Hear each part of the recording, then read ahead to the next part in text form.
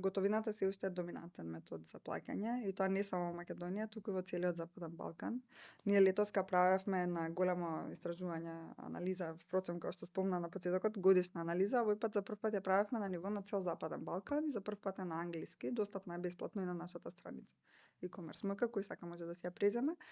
електронски. Таа беше поддржана од NLB групација и беше баш со фокус на онлайн плаќањата.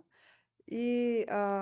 согласно таа анализа, односно извештајот од анализата, да увидовме дека стварно еден од најголемите предизвици и на трговците е тоа што се плаќа во кеш, односно готовината. И се од другата страна, од страна на потрошувачите, зошто се плаќа, односно зошто преферираат онлайн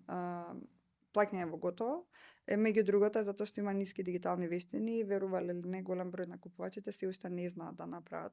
да не сакаат, некако има страно и не го знаат целиот процес на онлайн купување и на чекаут и така натаму. Понатака има и ниска искористеност, односно низок број на онлайн картички, односно платежни картички по жител. И понатаму е ниската доварба, што за мене мислам дека е најбитната причина, ниската доварба во самите продавници, што мислам дека сепак произлегува од нерегистрираните купувачи и од бројните